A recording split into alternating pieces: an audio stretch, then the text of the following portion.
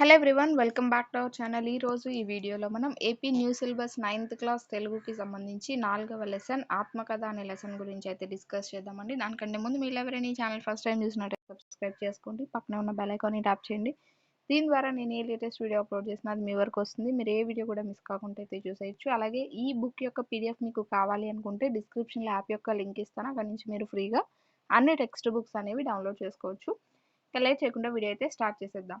So మనం already lessons అనేవి discuss చేసాము. ఇది 4th లెసన్, ఇది వచ్చేసి ఆత్మకథ. ఈ యొక్క లెసన్ కనుక చూసుకుంటే ఎండ్లూరి సుధాకర్ అనే అతను రచించడం జరిగింది. సో ఇది మనకి నల్ల ద్రాక్ష పందిరి అనే ఒక మూల గ్రంథం నుంచి తీసుకోవడం జరిగింది. ఈ ఆత్మకథ అనే దాని యొక్క ఇతివృత్తం ఏంటి అంటే స్వయం కృషి. సో స్వయం కృషి అనేది ఈ పాఠం యొక్క ఇతివృత్తము. అలాగే వచన కవిత, దీని యొక్క ప్రక్రియ వచ్చేసి వచన కవిత అన్నమాట. సో ఏంటి ఈ యొక్క లెసన్ దేనికి సంబంధించింది ఏంటి అనేది తెలుసుకుందాము. అయితే ఇక్కడ ఒక పాట లాంటిది ఇచ్చారు. ఇది మనకి దేవరకొండ బాలగంగాధర్ తిలక్ గారు రచించడం జరిగింది. సో ఇక్కడ మనం చూసుకుంటే ఈ పాఠం యొక్క ఉద్దేశము, సో ఈ ఎండ్లూరి సుధాకర్ అనే కవి గారు ఏంటి అంటే అతని యొక్క జీవితంలో పడినటువంటి బాధల్ని, సో ఆ తర్వాత అతనికి వచ్చిన పేరుని రెండింటిని కంపేర్ చేస్తూ ఈ లెసన్ అనేది ఉంటుందన్నమాట. సో ఎంత అంటే అతను ఒక మంచి స్థాయికి వెళ్ళినప్పటికీ కూడా అతనికి గతంలో జరిగినటువంటి అన్ని బాధలు, కష్టాలు అన్నీ కూడా అతను గుర్తుపెట్టుకుంటూ ఉంటారు. సో అతనికి అంత పెద్ద పేరు వచ్చి అంత పెద్ద సన్మానాలు అవి జరుగుతున్నా కూడా అతని యొక్క బాధలే గుర్తొస్తూ ఉంటాయి అన్నమాట. అంటే అతని జీవితంలో పడిన కష్టాలన్నీ కూడా గుర్తొస్తూ ఉంటాయి. వాటన్నింటినీ ఈ యొక్క లెసన్లో చెప్తూ ఉంటారనమాట. సో అతనికి జరుగుతున్న సన్మానంలో అతనికి గుర్తొచ్చే బాధలన్నీ కూడా ఒక లెసన్ అంటే ఈ లెసన్లో అతను చెప్తూ ఉంటారు. సో ఇక్కడ ఈ పాఠం యొక్క ఉద్దేశం కనుక మనం చూసుకుంటే, సో మనిషి జీవితం అనేది ఎన్నో సమస్యలతో నిండి ఉంటుంది. సో ప్రతి ఒక్కరికి కూడా అందరికీ చేతి వరకు వచ్చి ఉండవు కదా. సో ప్రతి వ్యక్తి ఎంతో కొంత కష్టాలు అనేవి అతని యొక్క అంటే ఎవరి యొక్క జీవితంలో వారు ఎంతో కొంత కష్టాలని పడుతూ ఎంతో గొప్ప స్థాయిలకి ఎదుగుతూ ఉంటారు. సో అలా ఎదిగిన వారందరికీ కూడా ఒక ఆదర్శంగా నిలుస్తూ ఉంటారనమాట. సో చిన్నప్పటి నుంచి ఎన్నో బాధలు పడి ఒక గొప్ప స్థాయికి వచ్చిన వాళ్ళని అందరూ గుర్తుపెట్టుకుంటారు. వాళ్ళని ఒక ఆదర్శంగా తీసుకొని నడుస్తూ ఉంటారు. సో అలాంటి వ్యక్తి ఇక్కడ మనకి ఈ కవి గారు ఎండ్లూరి సుధాకర్ గారు కూడా. సో అతను చేసినటువంటి కృషికి సమాజం అనేది అతన్ని గౌరవిస్తూ ఉంటుంది. కానీ ఆ యొక్క సన్మానానికి వాటికి ఆ పేరుకి కవి పొంగిపోరనమాట. అతను గతంలో ఏవైతే బాధలు పడ్డారో తన జాతి యొక్క ప్రజలు ఎలాంటి బాధలు పడ్డారో అవన్నీ కూడా అతని కళ్ళ ముందు కదులుతూనే ఉంటాయి. ఇప్పుడు ఏదో మనకు మంచి పేరు వచ్చింది కదా అని అతను పొంగిపోడనమాట. సో ఎంత ఎత్తుకు ఎదిగినా సరే మనం ఎక్కడి నుంచి వచ్చామో గుర్తించాలి, సో మంచిగా ఉండాలి, సత్యాన్ని మాట్లాడాలి అని అన్నీ తెలియజేయడమే ఈ పాఠం యొక్క ఉద్దేశం అనమాట. సో ఎంత ఎత్తుకు ఎదిగినా కూడా మనిషి ఏ స్థితి నుంచి వచ్చాడు అనేది మర్చిపోకుండా గుర్తుపెట్టుకొని మెలగడమే ఈ పాఠం యొక్క ఉద్దేశం. అది తెలియజేయడమే పిల్లలకి. నెక్స్ట్ నేపథ్యం. సో నేపథ్యం అంటే ఏంటంటే ఇక్కడ అదే మనం చెప్పుకున్నట్టుగా, సో స్వేచ్ఛ అనేది ప్రతి మానవుడి యొక్క హక్కు. సో స్వేచ్ఛగా జీవించాలి, తనకంటూ ఎలాంటి ఇబ్బంది కలగకుండా జీవించగలగాలి అనేది ప్రతి ఒక్కరూ కోరుకుంటూ ఉంటారు. వాళ్ళ యొక్క హక్కులు అణిచివేయడానికి చాలామంది ప్రయత్నిస్తూ ఉంటే వాటిని అడ్డుకోవడానికి తిరగబడుతూ ఉంటారు. సో అలా ఏంటంటే చాలామంది ఇప్పుడు బ్రిటిష్ వాళ్ళ చేతుల్లో కానీ లేదా చాలామంది పైనున్న స్థాయిలో ఉన్న వాళ్ళు కింద ఉన్న స్థాయిలో ఉన్న వాళ్ళని ఇలా హీనంగా చూడడం కానీ ఇలాంటి సమస్యలన్నీ చాలా ఉంటూ ఉంటాయి. సో అలా ప్రతి ఒక్కరి వ్యక్తిత్వం అనేది ఒక్కొక్కలా ఉంటుంది. వారి హక్కుల కోసం వాళ్ళు కొంతమంది పోరాడతారు, కొంతమంది అణిగిపోయి ఉంటూ ఉంటారు. సో అలా కొంతమంది సాటి మనుషుల యొక్క గుర్తింపు అనేది కోరుకుంటూ ఉంటారు. కొంతమంది ఏంటంటే పక్క వాళ్ళ యొక్క స్వేచ్ఛను హరిస్తూ వాళ్ళకి ఇబ్బంది పెడుతూ హీనంగా చూస్తూ ఉంటారనమాట. సో అలాంటి ఇబ్బందులు అనేవి పడుతున్నప్పుడు మనిషి తన స్వేచ్ఛ కోసం తను పడుతున్న బాధల కోసం ఎదురెళ్ళి నించొని సో వాటన్నింటి అడ్డంకుల్ని దాటుకొని ఒక ఉన్నత స్థాయికి చేరితే ఎలా ఉంటుందో మనకి ఆ యొక్క కవి యొక్క జీవితం అంతా కూడా అలాంటి బాధలు అవి దాటుకొని ఒక ఉన్నత శిఖరాలకి చేరారనమాట. సో అతని గురించి తెలియజేయడమే ఈ పాఠం యొక్క నేపథ్యం. సో ప్రక్రియ వచ్చేసి ఏంటి అంటే వచన కవిత అనేది ఎలా ఉంటుంది అంటే ఇది పద్యాల్లో, గేయాల్లో ఉండేటటువంటి అంటే ఇది పాడుకోవడానికి అంటే చదువుతున్నంత సేపు నార్మల్‌గానే ఉంటుంది. కాతే చూడడానికి ఒక పద్యంలా ఉంటుందనమాట. ఆ పద్యంలో ఉంది కదా అని చెప్పి అందులో ఎలాంటి ఛందస్సు, నియమాలు ఇలాంటివేవి ఉండవు. నార్మల్‌గా మనం మాట్లాడుకునే భాష ఇప్పుడు మనం ఎలా అయితే మాట్లాడుకుంటున్నామో అలాంటి భాషలోనే ఉంటుంది. కాకపోతే కొంచెం లయాత్మకంగా సాగుతుందనమాట. సో, అలాంటి కవితనే ఇక్కడ వచన కవిత అంటారు. ఇందులో చిన్న చిన్న పదాలు, వాక్యాలు అవి ఉండి మంచిగా లయాత్మకంగా సాగుతూ ఉంటుంది. సో, రచయిత ఏదైతే చెప్పదలుచుకున్న విషయం ఉన్నదో దాన్ని స్పష్టంగా, సూటిగా ఒక కవిత ద్వారా అంటే ఒక కవిత రూపంలో చెప్పడమే ఈ వచన కవిత యొక్క ప్రత్యేకత. సో, ఆధునిక కవిత్వానికి కొత్త నెత్తురు ఎక్కించిన శ్రీశ్రీ వచన కవితకు పట్టం కట్టారు. సో, వచన కవితకు పట్టం కట్టిన వారుగా ఇక్కడ శ్రీశ్రీ అని చెప్తూ ఉంటారు. సో, ఆ తర్వాత మిగతా కవులందరూ కూడా వారి యొక్క బాటలోనే నడిచారని కూడా అంటారనమాట. ఇక కవి పరిచయం గనక చూసుకుంటే ఇప్పుడు మనం చెప్పుకున్నది ఇతను గురించే.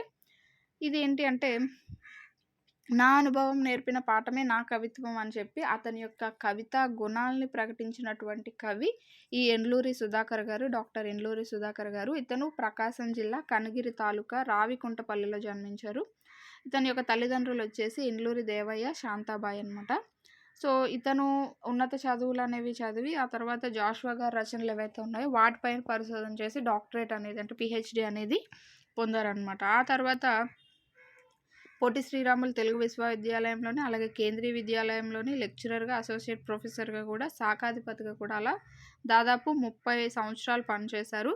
ఆ తర్వాత జాషువా పరిశోధన కేంద్రం తరపున 20 గ్రంథాలకి సంపాదకత్వం కూడా ఇతను వహించారనమాట. కవిరత్న, నవయుగ వచన కవితా చక్రవర్తి అనేవి ఇతని యొక్క బిరుదులు. వచన కవితా చక్రవర్తి అని గుర్తు రాగానే మీకు ఎండ్లూరి సుధాకర్ గారు గుర్తు రావాలి. ఆ తర్వాత వర్తమానం, మల్లెమొగ్గల గొడుగు, కొత్త గబ్బిలం, వర్గీకరణీయం, గోసంగి, నల్లద్రాక్ష పందిరి, ఆటజనగాంచే యాత్రా కవిత్వం, జాషువా సాహిత్యం పైన చాలా రచనలు అనేవి ఇతను చేశారు. ఈ ప్రెజెంట్ ఇప్పుడు మనం చెప్పుకుంటున్న ఆత్మకథ అనే లెసన్ అనేది ఎక్కడి నుంచి తీసుకున్నారు అంటే నల్లద్రాక్ష పందిరి అనే కవితా సంపుటంలోంచి తీసుకోవడం జరిగింది. సో, ఇక్కడ ఒక లెసన్ మామూలుగా మీరు చూసినట్టయితే వచన కవిత అనేది ఎలా ఉంటుందంటే చూడండి. మైసభలో నా ఆత్మకథ ఆవిష్కరించబడింది. బహిరంగ వేదిక మీద నా సన్మానం మొదలైంది. అంటే ఇక్కడ ఏదో పద్యాల్లాగానో లేకపోతే ఇంకేదో కవిత్వాల రూపంలోనో అంటే అలంకారాలు, ఛందస్సు ఇలాంటివేవి లేకుండా నార్మల్‌గా మనం ఎలా అయితే మాట్లాడుకుంటామో అలానే ఉంటుందన్నమాట వచన కవిత అనేది. నెక్స్ట్ గనుక చూసుకుంటే సో, లెసన్ అనేది మనకు అవసరం లేదు కాబట్టి అందులో ఉన్నటువంటి గ్రామర్, వొకాబులరీ అది మనం తెలుసుకుందాం. సో, ఇక్కడ ఒక అపరిచిత గద్యం అనేది ఇచ్చాడు. సో, గద్యమే కాబట్టి ఈజీగా మనం ఆన్సర్ చేయొచ్చు. సో, ఇక్కడ చూసినట్టయితే మార్టిన్ లూథర్ కింగ్ గురించి ఇవ్వడం జరిగింది. అమెరికాలో శ్వేత జాతీయులు నల్లవారిపై చూపే జాతి వివక్షతకు వ్యతిరేకంగా పోరాడిన వ్యక్తి ఈ మార్టిన్ లూథర్ కింగ్ అనమాట. సో, ఇప్పుడు మనకి ఎలా అయితే అంబేద్కర్ గారు వాళ్ళు ఎలా అయితే మనకు సపోర్ట్‌గా నించొని ఒక జాతి ప్రజల గురించి ఎలా అయితే పోరాడారో అక్కడ అమెరికాలో ఈ నల్ల జాతీయుల గురించి పోరాడిన వ్యక్తిలో ముఖ్యమైన వ్యక్తి మార్టిన్ లూథర్ కింగ్ అని చెప్పుకోవచ్చు. సో, వారికి ఓటు హక్కు అనేది లేదు. నల్లవారికి ఓటు హక్కు అనేది లేదు. సో, వాళ్ళు కావాల్సిన చోట ఇల్లు కట్టుకోకూడదు, భోజనం చేసే చోట, ప్రయాణించే చోట వాళ్ళ పక్కన తెల్లవారి పక్కన కూర్చోకూడదనమాట. సో, అలా ఇక్కడ ఎలా అయితే షెడ్యూల్ క్యాస్ట్‌ల వారిని చూస్తున్నారో సో, అక్కడ నల్ల జాతీయుల్ని అలా చూస్తూ ఉండేవారు. సో, అలా వారి యొక్క అధికారాన్ని ఎదిరించిన వ్యక్తి మార్టిన్ లూథర్ కింగ్‌గా చెప్పుకోవచ్చు. నాకో స్వప్నం ఉంది, బానిసల పిల్లలు, యజమానుల పిల్లలు పక్కపక్కనే కూర్చునే రోజొస్తుంది. అన్యాయం అణచివేతలతో ఎడారి అయిన మిసిసిపి రాష్ట్రం స్వేచ్ఛా న్యాయాల ఒయాసిస్సులను పొందే రోజొస్తుందన్న స్వప్నం నాకుంది. నా పిల్లల చర్మం రంగును బట్టి కాకుండా వ్యక్తిత్వాన్ని బట్టి మనుషులుగా పొందే రోజు వస్తుందన్న స్వప్నం నాకుంది అంటూ తన జాతి ప్రజల విమోచన కొరకు జీవితాంతం పోరాటం చేసిన వ్యక్తి. అంటే సో, ప్రతి ఒక్కరికి స్వేచ్ఛ అనేది వస్తుంది, అందరూ కలిసిమెలిసి ఉండే రోజు వస్తుంది అని చెప్పి అతను కోరుకుంటూ ఉండేవారనమాట. అతను అంటూ ఉండేవారు అలా. 1929 జనవరి 15 అట్లాంటాలో జన్మించిన మార్టిన్ లూథర్ కింగ్ తండ్రి పేరు కూడా అదే. తల్లి పేరు ఆల్బర్టా విలియమ్స్. సో, తండ్రి పేరు కూడా అదే అనమాట. తల్లొచ్చేసి ఆల్బర్టా విలియమ్స్. ఇతను 1929 జనవరి 15 అట్లాంటాలో జన్మించారు. అయితే ముగ్గురు సంతానంలో మధ్యవాడు మార్టిన్. ఇతను మధ్యవాడనమాట. స్థానిక స్కూల్‌లో చదువుకున్నాడు. హోవార్డ్ తూమ్రాన్ అనే గురువు ప్రభావం మార్టిన్‌పై పడింది. ఎవరి ప్రభావం పడింది? హోవార్డ్ తూమ్రాన్ అనే ఒక వ్యక్తి యొక్క ప్రభావం ఇతని పైన పడిందట. సాటి మనిషి మనిషిగా చూడని జంతు ప్రవృత్తిని సడించుకునే మనస్తత్వం మార్టిన్‌కు నచ్చింది. ఆయన ప్రోత్సాహంతో సోషియాలజీ డిగ్రీ చేశాడు. సోషియాలజీలో డిగ్రీ చేశారు. ఆ తర్వాత బోస్టన్ యూనివర్సిటీ నుండి సిస్టమేటిక్ థియాలజీలో డాక్టరేట్ అనేది కూడా ఇతను తీసుకున్నారు. ఆ తర్వాత కార్ల్ మార్క్స్ యొక్క సిద్ధాంతాన్ని చదివాడు. మహాత్మా గాంధీ యొక్క రచనల్ని, జీవితాన్ని, పోరాట మార్గాన్ని ఇతను కూడా అర్థం చేసుకొని ఆ విధంగానే నడుచుకుంటూ ఉండేవాడనమాట. సో అలా చాలా ఉద్యమాల్లో పాల్గొని విజయం కూడా సాధించారు. ఆ తర్వాత ఈ పౌర హక్కుల కోసం పోరాటం చేసిన యోధుడిగా ఇతన్ని ప్రపంచం మొత్తం కూడా గుర్తించిందనమాట. ఈ నల్లజాతి ప్రజల్ని నడిపించిన ఒక శక్తిగా ఇతన్ని చాలామంది అభినందించారు. అలా ఇతను 35 సంవత్సరాలకే నోబెల్ బహుమానం కూడా తీసుకోవడం జరిగింది. సో ఇతనికి సంబంధించి కొన్ని క్వశ్చన్స్ ఇచ్చాడు. మార్టిన్ లూథర్ కింగ్ భవిష్యత్తును గురించి ఏం కలగన్నాడు అని అన్నారు. సో అన్యాయం, అణచివేతలతో ఎడారైన మిసిసిప్పి రాష్ట్రం అనేది న్యాయం, స్వేచ్ఛలతో ఓయాసిస్లను పొందే రోజు వస్తుంది అని చెప్పి ఇతను కలగన్నాడు. ఉద్యమాల ద్వారా అతడు సాధించిన విజయాలు ఏమిటి అని అన్నారు. సో పౌర హక్కుల పోరాట యోధుడిగా ఇతను ప్రపంచవ్యాప్తంగా గుర్తింపు అనేది పొంది నోబెల్ శాంతి బహుమతి కూడా పొందారు. పై పేరాలో కళ అనే అర్థాన్ని ఇచ్చే పదం ఏది అని అన్నారు. స్వప్నం అనేది కళ అనే అర్థాన్ని ఇచ్చే పదం. నెక్స్ట్ ఆకలింపు చేసుకోవడం అంటే ఏంటి అని అడిగారు. సో ఇక్కడ అర్థం చేసుకోవడం, ఆకలింపు చేసుకోవడం అంటే అర్థం చేసుకోవడం. పై పేరా ఆధారంగా ఒక ప్రశ్న తయారు చేయండి అన్నాడు. సో మార్టిన్ లూథర్ కింగ్కి ఏ సబ్జెక్ట్లో డాక్టరేట్ పొందారు, లేదా అతను ఎక్కడ జన్మించారు, అతని యొక్క తల్లి పేరు ఏంటి, ఇలా ఏదైనా మనం చేసుకోవచ్చు. నెక్స్ట్ ఇక్కడ కూడా ఇంకొక అపరిచిత గద్యం అనేది ఇచ్చి ప్రశ్నలు అనేవి ఇచ్చారు. సో ఇక్కడ చూసుకుంటే 20వ శతాబ్దం స్వేచ్ఛ స్వాతంత్ర ఉద్యమాలకు ఆలవాలం. బానిస సంఖ్యలు తెంచుకోవడం కోసం ప్రజలు పిడికిలు బిగించి ముందు కురికిన కాలం. 20వ శతాబ్దం అనేది ప్రజలందరూ కూడా వారి యొక్క హక్కుల కోసం తిరగబడిన కాలంగా ఇక్కడ చెప్తున్నారు. కవుల పాతయుగపు ఛాందసత్వంపై కళలు జల్పించిన కాలం. వ్యదార్థ జీవుల గాథలకు పట్టం కట్టడం మొదలైన కాలం. తెలుగు సాహిత్యంలో దళిత జీవిత గాథలను వాస్తవిక దృష్టితో రచించడం మొదలైంది. సో వాళ్ళు ప్రజలైతే ఎలా అయితే తిరగబడుతున్నారో అలాగే కవులు కూడా వారి గురించి అనేక రచనలు అనేవి చేస్తూ ఉండేవారనమాట. వారి యొక్క హక్కుల కోసం, వాటి కోసం. ప్రతి మనిషి పుట్టుకకు విలువ ఉందంటూ దీనజనుల గొంతై నినదించిన ప్రాతస్మరణీయుడు గుర్రం జాషువా. సో అలాంటి రచనలు చేసిన వ్యక్తుల్లో ఒక వ్యక్తి గుర్రం జాషువాగా చెప్తున్నారు. సో ఇతను 1925లో శ్రీపాద సుబ్రహ్మణ్య శాస్త్రి గారు రాసినటువంటి పల్లం రాజు కథలో దళితుల యొక్క ప్రస్తావన మనకి కనిపిస్తుంది అంటున్నారు. అంటే ఈ ఫస్ట్ మనకి తెలుగు కథా సాహిత్యంలో ఫస్ట్ సారిగా ఈ శ్రీపాద సుబ్రహ్మణ్య శాస్త్రి గారు రాసినటువంటి పల్లం రాజు కథలో దళితుల గురించి, వారి యొక్క అన్యాయాల గురించి ఇక్కడ మనకి ఫస్ట్ ఈ యొక్క రచనలోనే కనిపిస్తుందట. సో దళిత జీవితాన్ని అనుభవించిన వ్యక్తిగా, లోతులు చూచిన వాడిగా మంచి కథలు రాసిన వారు ఆచార్య కొలకలూరి ఇనాక్. సో ఈ కొలకలూరి ఇనాక్ అనే అతను సొంతంగా అతను అనుభవించిన బాధలు వాటన్నింటినీ కూడా రచనల రూపంలో తెలియజేసేవారు. వీరు కోస్తాంధ్ర జీవితాన్ని, దళిత జీవితాన్ని మూలాన్ని పట్టుకొని కొలిమి, కట్టడి, ఊరబావి, బస్సు ప్రయాణము ఇలాంటి అనేక గొప్ప కథలన్నీ కూడా ఈ కొలకలూరి ఇనాక్ అనే అతను రాశారు. ఆ తర్వాత డాక్టర్ భార్గవీరావు సంకలనం చేసిన ఇంకానా ఇకపై సాగవు కథలు విభిన్న కోణాలను ఆవిష్కరించాయి. సో ఇంకానా ఇకపై సాగవు అనే కథలను ఎవరు రాశారు? డాక్టర్ భార్గవీరావు గారు రాశారు. ఆ తర్వాత గోగు శ్యామల, జూపాక సుభద్ర సంపాదకత్వంలో వచ్చినటువంటి రేగటి సాళ్ళు అనే రచనలో దళితుల యొక్క బతుకులు, వాళ్ళు ఎలా ఉండేవారు ఏంటి అన్నవన్నీ కూడా ఇక్కడ చూపించారు. ఆ తర్వాత తెలంగాణ దళిత జీవితాన్ని బోయ జంగయ్య రాసినటువంటి హెచ్చరిక, గొర్రెలు కథా సంపుటాల్లో మనకి కనిపిస్తూ ఉంటాయి. సో ఆ యొక్క కథా సంపుటాల్లో మనకి కనిపిస్తాయి. ఆ తర్వాత రాయలసీమ దళిత జీవితాన్ని అయితే శాంతినారాయణ, చిలకలూరి దేవపుత్ర అనే వాళ్ళిద్దరు కూడా వాటిపైన రచనలు చేశారు. ఆ తర్వాత డాక్టర్ ఎన్లూరి సుధాకర్ మల్లెమొగ్గల గొడుగులో ప్రకాశం జిల్లా మాదిగల జీవితాన్ని తెలియజేశారనమాట. ఇంకా నాగప్ప గారి సుందర్రాజు, కొలకలూరి స్వరూపరాణి, చల్లపల్లి స్వరూపరాణి, జాజుల గౌరీ, వినోదిని వీళ్ళందరూ కూడా దళితుల కథా సాహిత్యాన్ని పరిపుష్టం చేశారంటే దళితుల గురించి వీళ్ళందరూ కూడా ఏ ఏ రచనలు చేశారు, ఎలాంటి మార్పును తీసుకొచ్చారు అని కూడా ఈ పారాలో మనకి ఇవ్వడం జరిగింది. ఇక్కడ చూసుకుంటే ప్రజల హక్కుల కోసం కవులు ఏం చేశారు అని అన్నారు. సో వారి యొక్క ఏవైతే వారు అనుభవిస్తున్న బాధలు అవన్నీ ఉన్నాయో అవి వారి యొక్క రచనల రూపంలో తెలియజేశారనమాట. రాయలసీమ ప్రాంతంలో దళిత జీవితాన్ని చిత్రించిన కథకులు ఎవరు అని అన్నారు. సో ఇక్కడ శాంతి నారాయణ, చిలకలూరి దేవపుత్ర చూసారు కదా, రాయలసీమ దళిత జీవితాన్ని శాంతి నారాయణ, చిలకలూరి దేవపుత్ర. నెక్స్ట్ ప్రాతస్మరణీయుడు అంటే అర్థం ఏంటి అని అన్నారు. ఉదయమే గుర్తు చేసుకునేటటువంటి వారు అని అర్థం వస్తుంది. పై పేరా చదివి రచయిత్రుల పేర్లు రాయండి అంటే మనకి ఇప్పటి వరకు ఏవైతే మొత్తం అందరూ చెప్పారో రచయిత్రులు అన్నారు.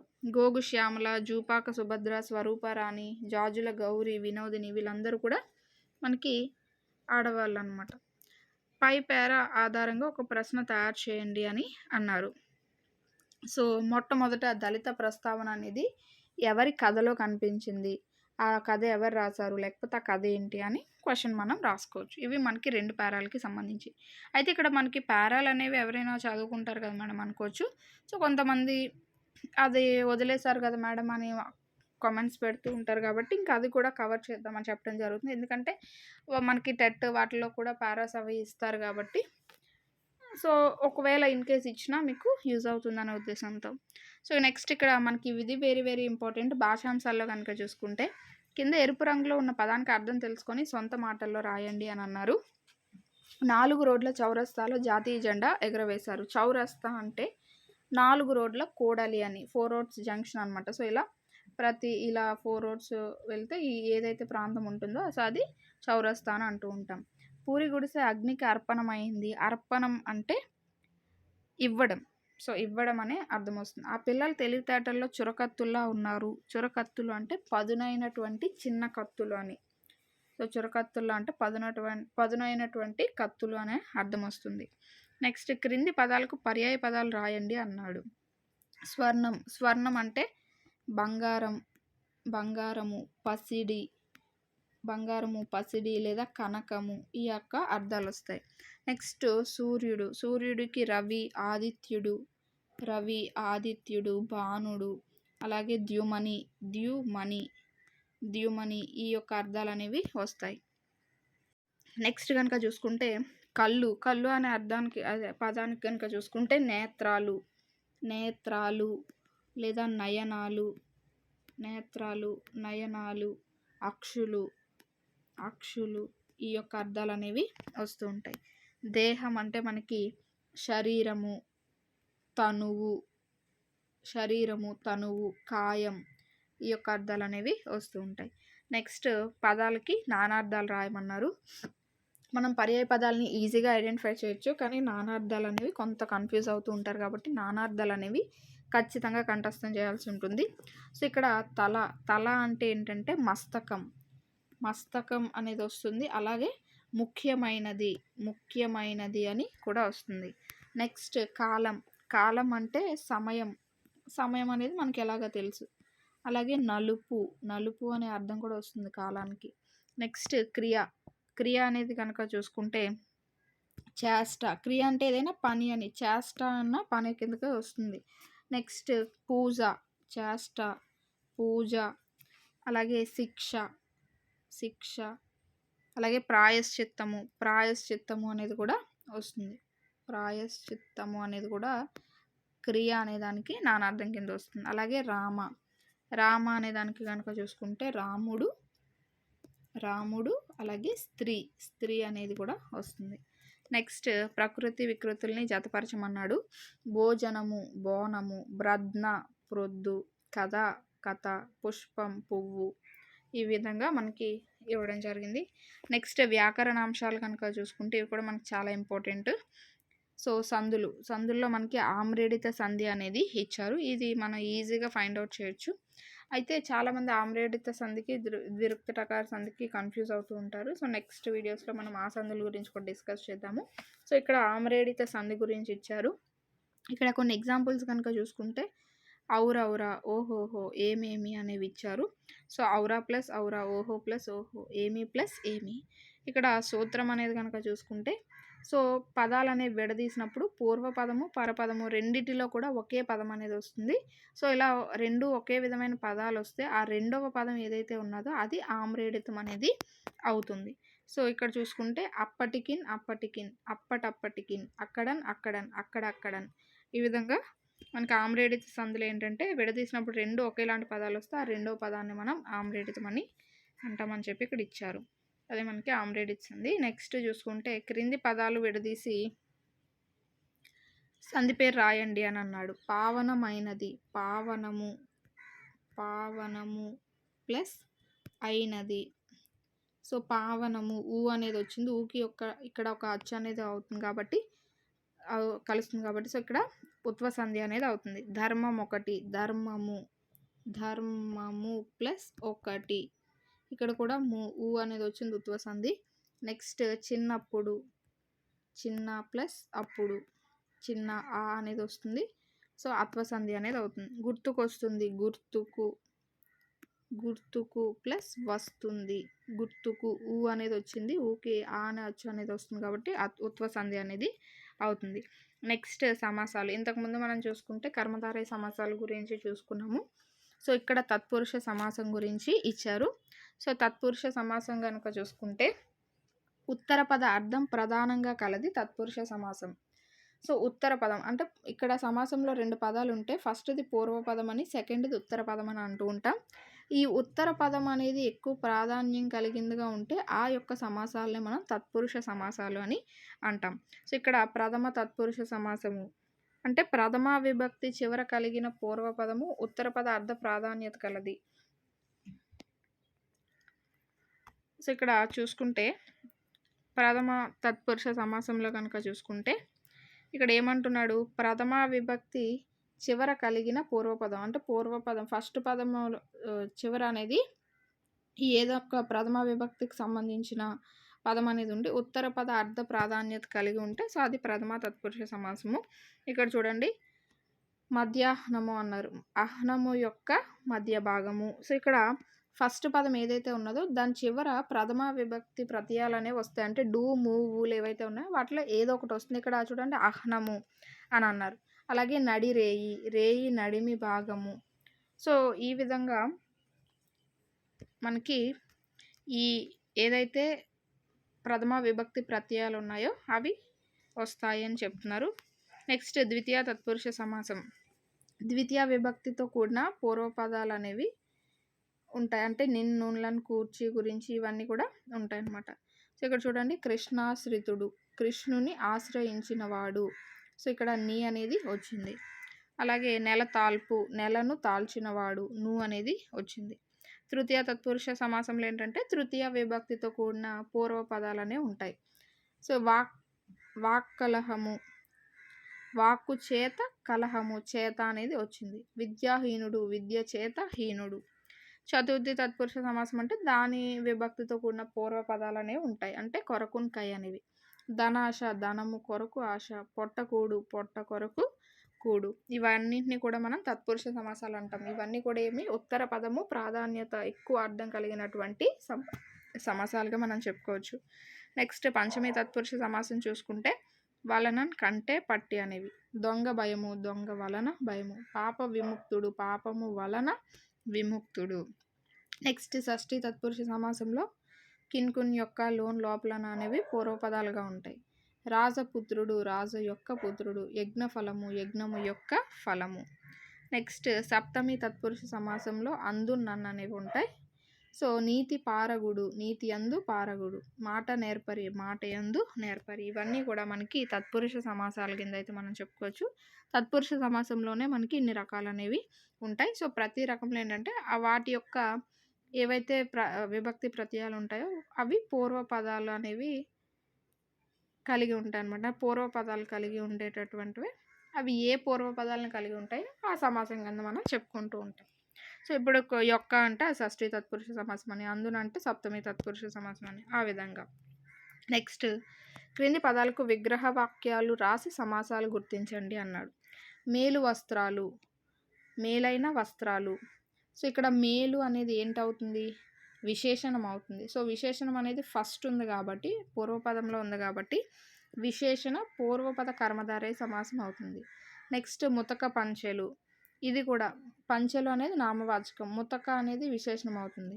సో, విశేషణం అనేది ఫస్ట్ పూర్వపదంలో ఉంది కాబట్టి, ఇది కూడా మనకి ముతకవైన పంచెలు అనేది వస్తుంది సమాసము. అది విగ్రహవాక్యము. ఆ తర్వాత సమాసం వచ్చేసి విశేషణ పూర్వపద కర్మధారయ సమాసమే వస్తుంది.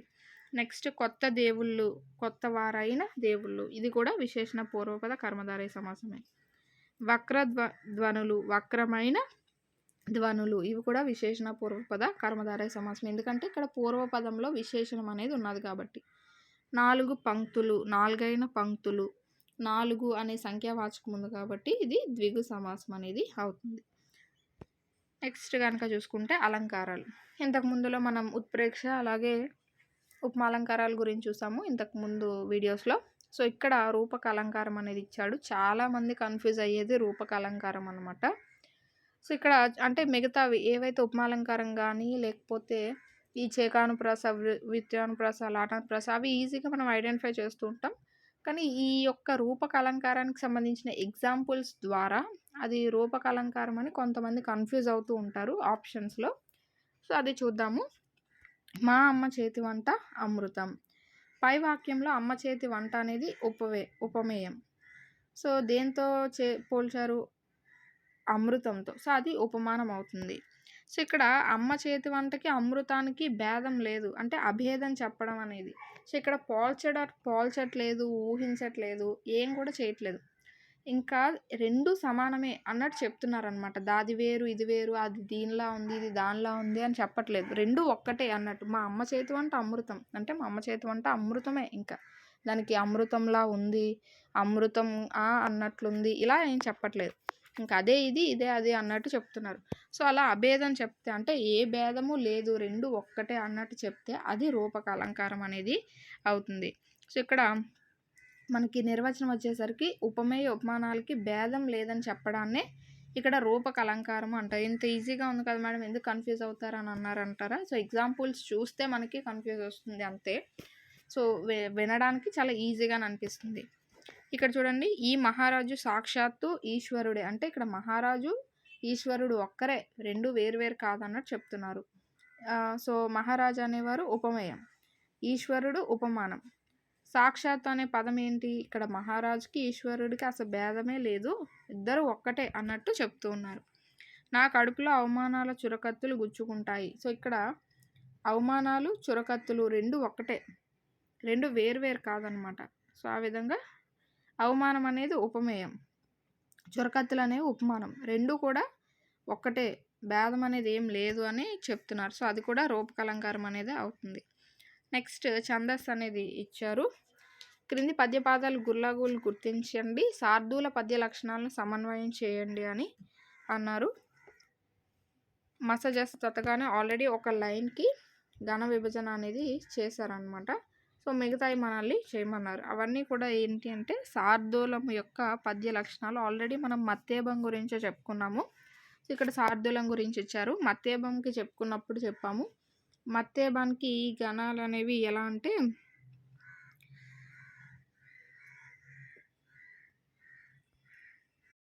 సో, మత్తేభం యొక్క లక్షణాల గురించి మనం చెప్పుకున్నాము. పద్యపాదంలో మనకి ఎలాంటి గణాలు అనేవి ఉంటాయంటే మత్తేభం పద్యం అనగానే సాతో స్టార్ట్ అవుతాయి, అంటే సభరణమయవ అనే గణాలు ఉంటాయి. ఇక్కడ శార్దూలం కాబట్టి మాతో స్టార్ట్ అవుతాయని మనం చెప్పుకున్నాం, అంటే గుర్తుపెట్టుకోవడానికి కేవలం. సో, ఇక్కడ మసజస తతగా అనగానే అది శార్దూలం యొక్క గణాలను గుర్తుపెట్టుకోండి.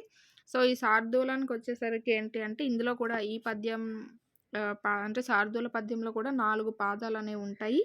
సో, ప్రతి పాదంలో కూడా ఇలా మసజస తతగా అనే గణాలు అనేవి ఉంటాయి. 13వ అక్షరం అనేది ఎత్ ఉంటుంది, ప్రాస నియమం ఉంటుంది. 13వ అక్షరం అనేది ఎత్ ఉంటుందన్నమాట. సో, ఇవి ఈ శార్దూల పద్యంలో యొక్క లక్షణాలుగా మనం చెప్పుకోవచ్చు. నెక్స్ట్ కనుక చూసుకున్నట్టయితే అంబేద్కర్ గారి గురించి ఇచ్చారు.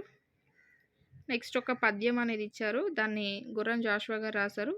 సో, అది కూడా మనం చూద్దాము. సో, సో, ఇక్కడ గుర్రం జాషువా గారు రాసినటువంటి ఒక పద్యము, గబ్బిలంలోంచి ఒక పద్యం అనేది ఇక్కడ ఇచ్చారు.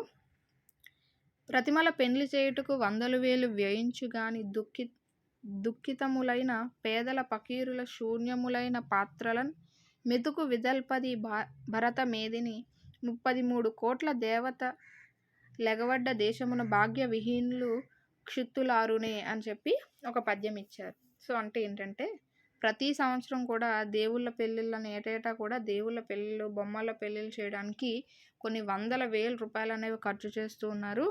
కానీ పేదవాళ్ళ యొక్క కంచాల్లో ఒక మెతుకు పడేయడానికి కూడా మనసు అనేది ఒప్పదు. సో, కోట్లాది దేవతలు నిలవైనటువంటి ఈ భారతదేశంలో అన్నార్తులు అంటే పేదల యొక్క ఆకలి అనేది తీరుతుందా అని చెప్పి గుర్రం జాషువా గారు ఒక పద్యం అనేది చెప్పారనమాట. ప్రతిమల పెండ్లి చేయుటకు 100,000 వ్యయించు గాని అంటే బొమ్మల పెళ్ళిళ్ళు చేయడానికి 100,000 ఖర్చు పెడతారు. దుఃఖితములైన పేదల పకీరుల శూన్యములైన పాత్రలను అంటే ఎవరైతే కష్టాల్లోని, బాధల్లోని ఉన్న పేదవారు ఉన్నారో వాళ్ళ యొక్క పాత్రలో మెతుకు విదల్పది భరత మేదిని. సో, వాళ్ళ యొక్క ప్లేట్లలో ఒక మెతుకు కూడా రాల్చడానికి ఒప్పుకోరు. 33 కోట్ల దేవత లెగవడ్డ దేశమున భాగ్య విహీనులు క్షుత్తులారునే. 33 కోట్ల అంటే కోట్లాది దేవతలకు ఉన్నటువంటి దేశంలో పేదల యొక్క ఆకలి తీరుతుందా అని చెప్పి చెప్పారు. సో, ఇది మనకి యొక్క పద్యానికి సంబంధించి. దీంతో మనకి లెసన్ అనేది కంప్లీట్ అయిపోయింది. నెక్స్ట్ వీడియోలో మనం స్నేహం అనే లెసన్ గురించి డిస్కస్ చేద్దాము. హోప్ ఈ వీడియో మీ అందరికీ నచ్చింది అనుకుంటున్నాను. ఈ వీడియో కనుక మీకు నచ్చినట్టయితే లైక్ చేయండి, షేర్ చేయండి, సబ్స్క్రైబ్ చేసుకోండి. Thanks for watching. నెక్స్ట్ వీడియోతో అయితే మళ్ళీ కలుద్దాం.